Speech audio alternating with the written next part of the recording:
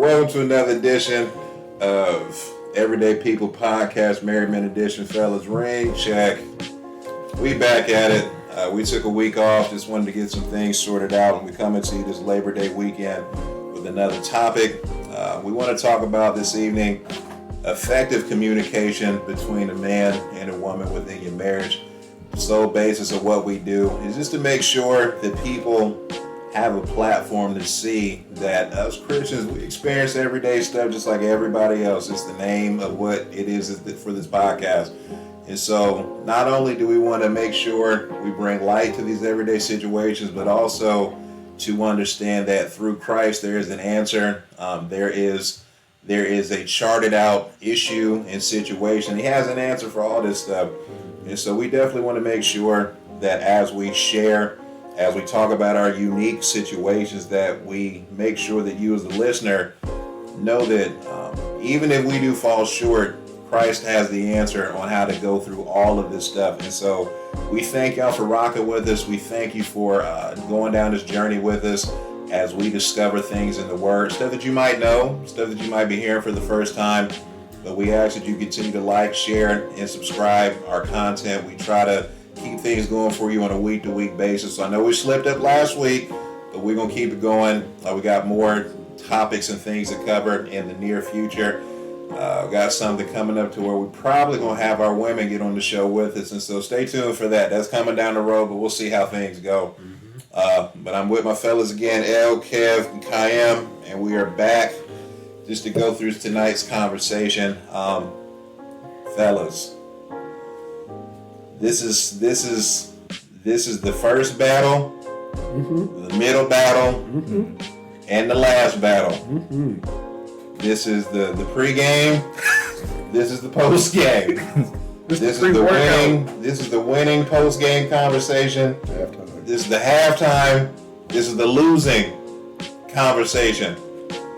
Effective communication in your marriage. When I say effective communication, that doesn't just mean talking. That refers to the talking and the listening, and then the listening and then the talking. And so, fellas, I want y'all to share what this has looked like at its absolute best for you. And then we're going to flip it and talk about what was your absolute worst. And then we're just going to take a look at what Scripture says, and then we're going to go from there. So whoever want to go first, what was the moment where you and the missus, y'all just was teamwork, we getting this together. Effective communication, what did that look like? Let's see. I had an instance, it was probably maybe a couple months ago actually. We was talking about apartments. All right. And we was just kind of talking about how the pricing of everything works compared to our apartment and what we're looking at, trying to get in the future. So it actually started off as us disagreeing when it was just a simple conversation that kind of went left. And then when I think I was going to do something in the basement to go put my, because I was bringing stuff from my drum kit back in the house and I was kind of putting my drums together. So she was kind of revisiting the situation. And when I started to notice the disconnect starting to happen again before I completely stopped the conversation, I said, what part are you confused about? Because clearly you're not understanding what I'm saying. I'm not understanding what you're saying. So where's the confusion? We was able to identify the confusion and we was able to get on the same page, and it was cool after that. So I was able to catch that. I was actually very happy I was able to catch it because I'm not about to go another round of just screaming at the top of my lungs or just fussing or whatever the case is about an apartment. So that's how little it was, but I was able to catch that and kind of reel it back in. So okay. All right. Well, at its best, I would say. No, we ain't talking about that yet.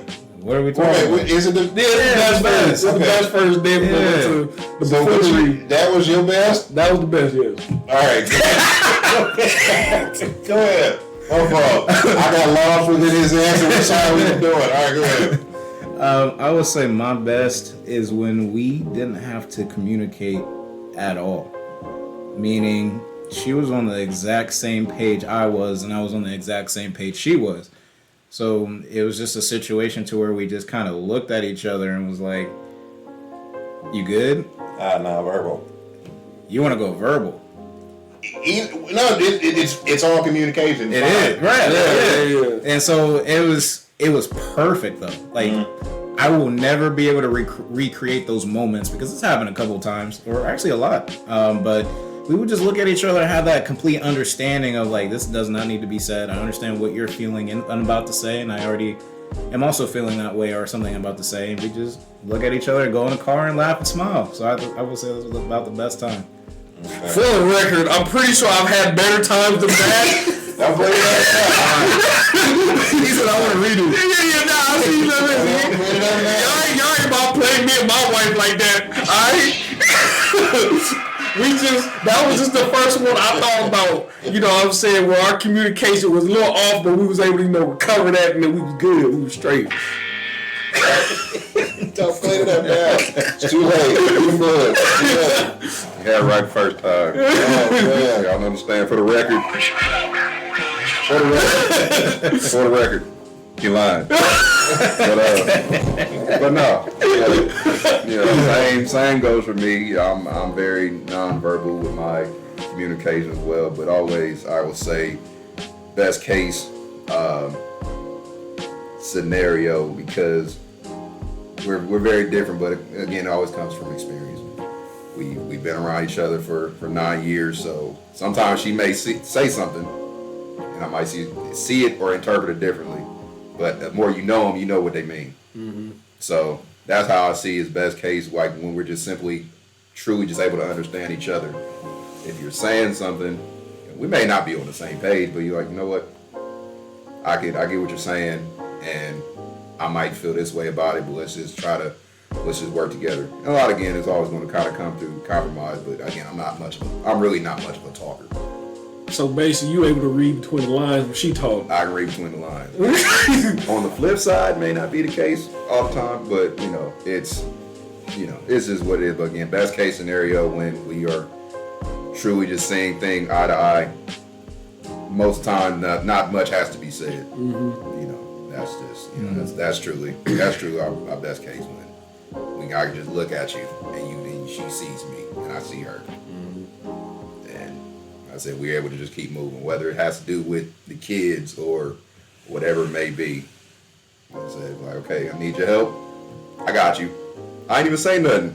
I got you. Don't even worry about it. I didn't even say nothing. I saw it. I saw it happen. Like, that's my thing. Like I see the steam coming off your head. Like, let me come through. Let me take that load off real quick. I didn't even say nothing.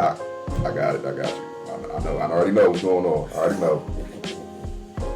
Just again, just being around each other. The biggest part of that is awareness. Yeah. All right. I would say probably our best encounter of just communication. It had to be when we was trying to get our first house. It wasn't a lot of.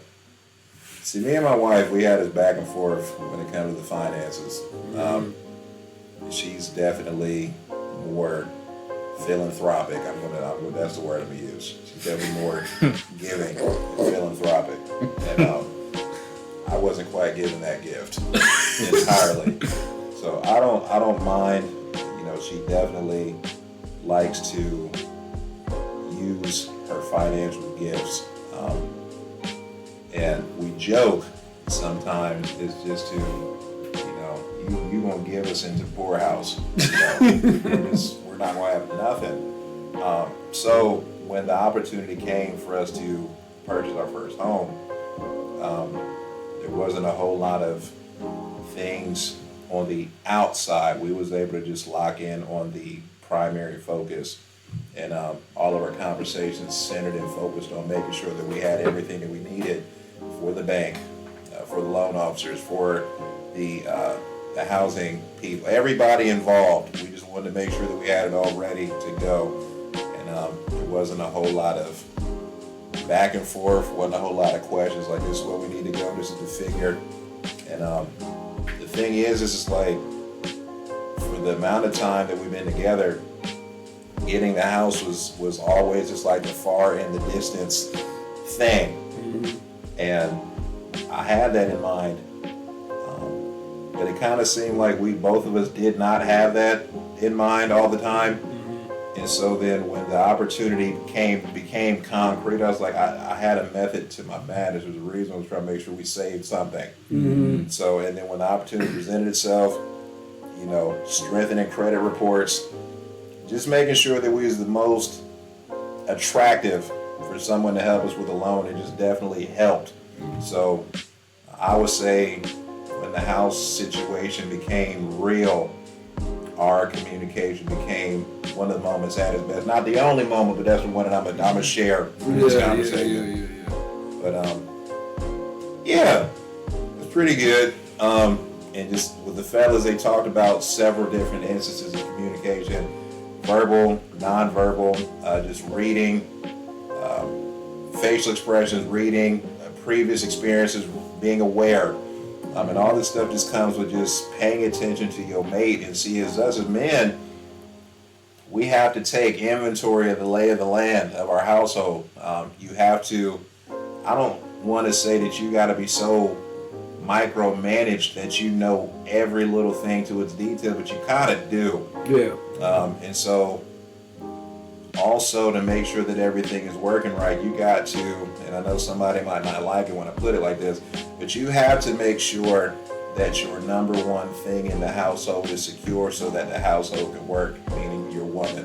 You gotta make sure your woman's straight, because she makes so many things run and she makes so many things easier for your life. And so just for your life and the family's life. But I'm gonna drop that there for a second. We may have to come back and expound on some of that later, but who's gonna be the brave one to talk about a bad one? Y'all done already laughed at me, so I'm gonna go ahead and just, you know what I'm saying? Oh, man. Let's see. It's, Here we go. Here we go. Strap in. Oh, my goodness. There was a situation to where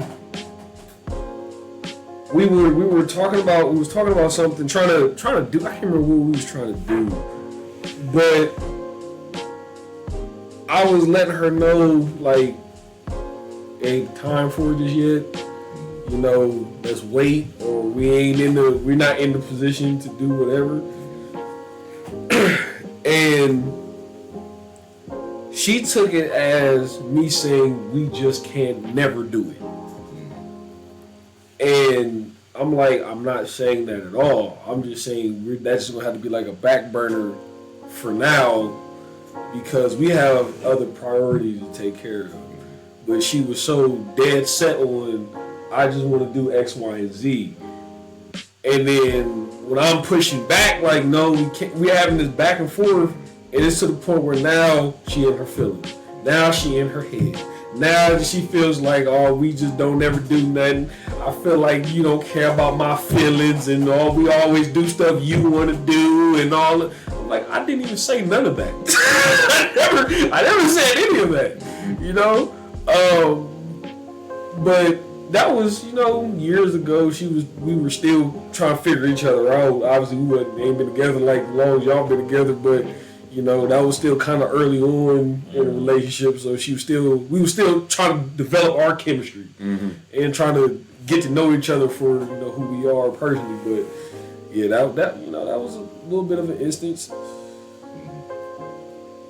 Just, you know, she just felt like I just didn't care. Like, it's not even the case. We just can't do it. Exactly. Poor thing.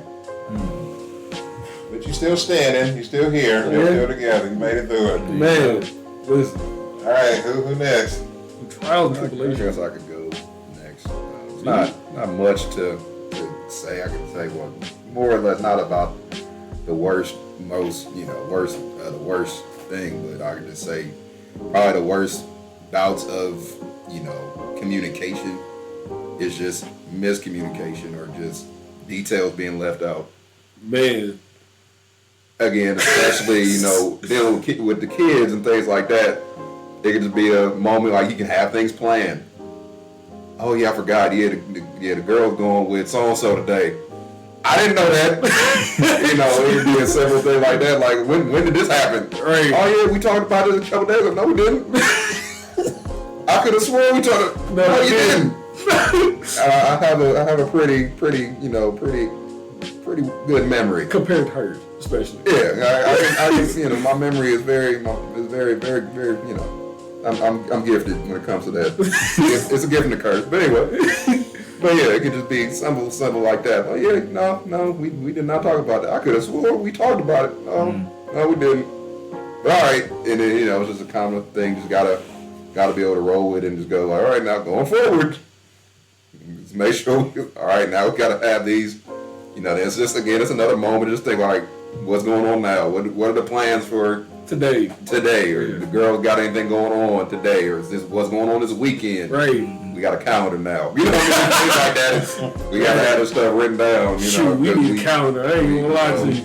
It is what it is. It's a new month. We gotta wipe it. It's a dry erase thing. We just gotta wipe it down. Go ahead and start to put what you got this week. What's going on next week? What your schedule looking like? What days you off? It's the whole thing. So again, it's just it's always learning experiences. Things that just continue to go forward. Again, it's just communication helps things just move smoother. I think you hit the peak of adulthood when you have a calendar.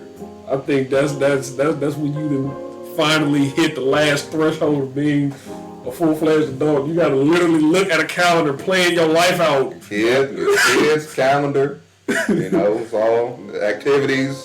There's everything. You got Bills paid.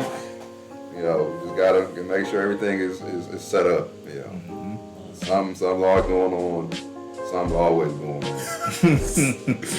always something going on. So Can't sit still. Gotta, it's a circle. Just keep moving. Just keep moving. So yeah, that's one. That's just a simple, thing. Just kind of happened over this weekend. It's the same. Just, it happens. Yeah. And that definitely for me, like, the worst for us is like you said, that miscommunication. When the emotions and the feelings and the mental starts to get involved, and we are both, depending on that time and place, is not having that right then and there. And so we're so focused on what we want to feel or what we want to do or anything like that, we're not really taking in consideration of how the other one is feeling. At that moment, I'm not treating her the way she wants to be treated, or I would treat myself if I was in her shoes. And, I feel like that loses sight based off of that miscommunication or just that misunderstanding.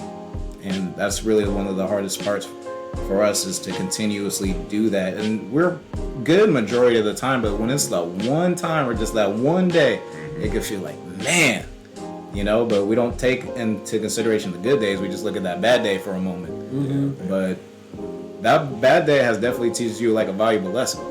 And I know the worst time for us made us come directly to God, because we didn't know how to directly figure that situation out for ourselves. So I gotta. He said something that I kind of want to raise a question. Is there a difference between misunderstanding and miscommunicating? I would say so. I would say so. There's a difference. Yeah. Okay, and if you had to pick one, which one is worse? Miscommunicating for me, I would say just generally, because if you aren't saying it properly, and this is how we mostly have to be for ourselves, we know this, if we aren't saying it properly, there is no comprehending, there is no understanding, there is no heeding. If you don't even say it correctly, it has to be correct for them. And even for us, we don't even like to admit it. Sometimes it does have to come correct for us. Like, hey, I think for us it would be misunderstanding. But as a whole, and not like our marriage, I would feel like it's miscommunication. Yeah, I definitely would probably say the better the better case, to rather have would be miscommunication. Misunderstandings always result in arguments. It's always going to be a spat. some kind of disagreement, something crazy, emotions are going to fly off of something that you just thought you heard.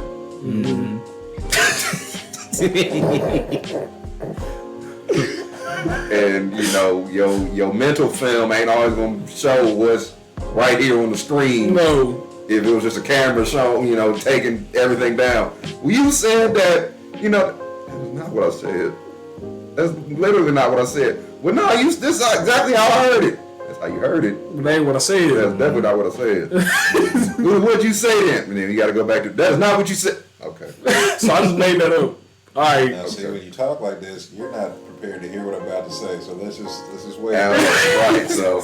No, I'm prepared to go ahead and say it. That's the whole thing. We're not going to talk about this right now. Oh, we're going to talk about this right now. Okay. All right. Everything is just really emotions is way too high. You ain't gonna hear me. You ain't gonna hear me. Just like talking to a wall at that point. Yep. Just, oh my gosh, that's the worst. So, not to cut you off. Oh yeah. Of the four of us, 3 of us or more.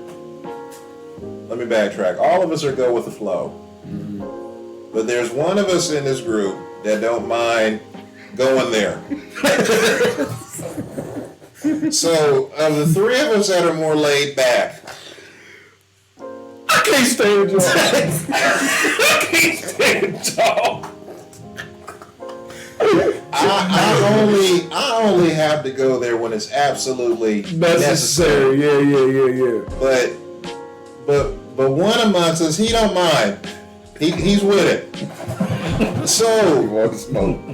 what Kevin's describing, and for the other ones of us at this table, we're just kind of like, I'm trying to avoid that. What can we do to get back to peace? What can we do to get back to just some level of calmness, rationale, logic, understanding? When it gets there with like that with you, and you're ready to match that energy, what is that like for you? So, believe it or not, I do take a calm approach in the beginning. In the beginning. Okay. So, Spoilers. right. Spoiler alert, for sure. So, in the beginning, it definitely is a much calm approach to a situation. Like if a question gets raised to me, or if something is brought to my attention, and me trying to be as logical as possible, trying to break down the situation, trying to figure out, how do we get here? What's the best way out of it? This, that, and the third. Once I get all of that figured out, and then I'm shooting a solution to fix the issue, or back to what we were talking about, the misunderstanding portion of it, how she takes a situation, oh yeah, you did X, Y, and Z, blah, blah, blah, blah, blah. And I'm like, wait a minute, no, that's not what that was. This is what happened. Then we get stuck on the situation of, so you're basically trying to explain it away to like negate how I feel. I'm like, I'm not negating how you feel. I'm acknowledging how you feel, how you're feeling. But I'm explaining to you the situation to why we're in this predicament in the first place and why you possibly feel the way that you do.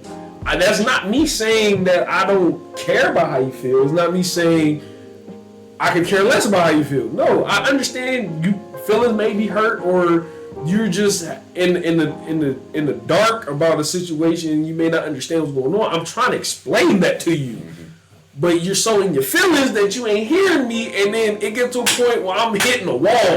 I'm like, why am I even talking at this point? Yeah. Then of course it escalates to whatever it escalates to. I'm like, you know what? I was gonna let it go, but no, I'm not letting it go. I'm gonna fall down. so yes, there are. I actually have gotten a lot better with it now, but especially before, I'm like, no, I'm not letting it go, because we didn't came to this situation. You wanted this, now I'm giving it to you. But at the same time, just knowing her, how she's very sensitive. I can't do that. So I have, over years, I had to learn to not do that. I pulled it back a whole lot more now. But there are occasions where I was like, no, screw all that. I'm jumping on top of it. It ain't always, well, I ain't gonna say always, but it is definitely not the best situation to go about it, of course. But, you know, that's how I've dealt with, or how I processed that over years. So let me ask you this then, because you know, a lot of it is coming from what you got to do for her. So how do you react when it's towards you? Because sometimes arguments and situation comes about, and we're the ones that's miscommunicating or misunderstanding or not really understanding what they're saying. And sometimes we don't take that accountability or not think about that at the moment because we are in our mental and our emotional state. So for you, even in the example that you just gave for Kiara or for you to have that understanding with her, how does that look for you too when it's your turn? So I've always told her, especially, like, I can definitely, or at least I try to be aware of when I am wrong in a situation or I did misunderstand something. I would try to be upfront and admit that I've either misunderstood or didn't understand or whatever the case is. But just to kind of key this in, a lot of times that happens after we have to have the disagreement. Because, and what I mean by this is, she may be right in the situation, but how she approached it to me may have been very hostile. And I'm like, what are you being hostile with me for? I'm not being hostile with you. Why are you being hostile with me? So now, matching that energy, I don't even care about who's right or wrong at this point. You just came at me crazy. So now I'm about to come at you crazy. Then when everything calms down and she is able to fully explain her point, and then I'm like, yes, I was definitely wrong in that. Or, you know what, you're absolutely right. I didn't hear what you said. You're right. But just how you came at me was jacked up. And when you came at me that way, all that went out the window.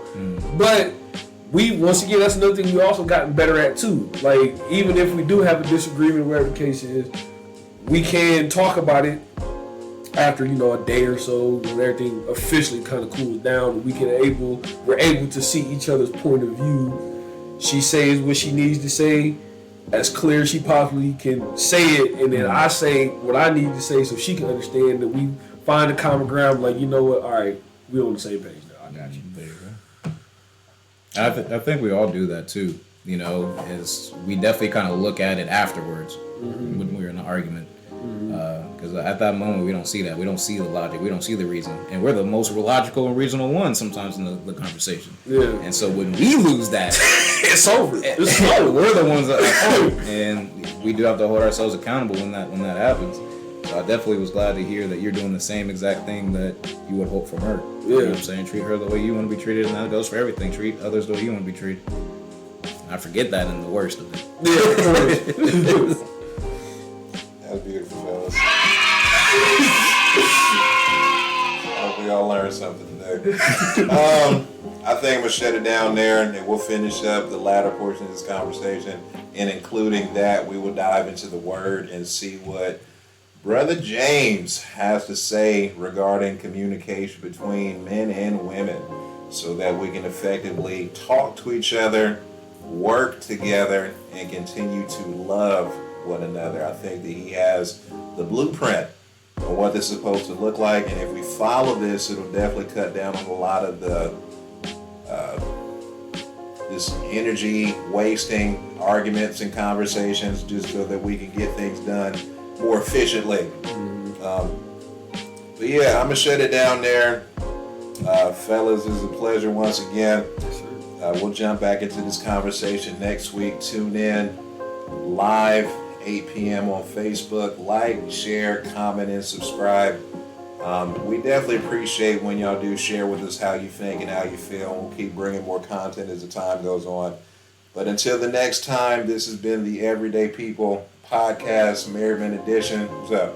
Also, I know some people also watch this on YouTube that don't have Facebook. If you're subscribed to us, turn on your notification bell. You get notified when we post. Just want to throw that out. There you go. Appreciate it. But fellas, it's been a pleasure. We'll get back at y'all next week. Tune in. Until next time.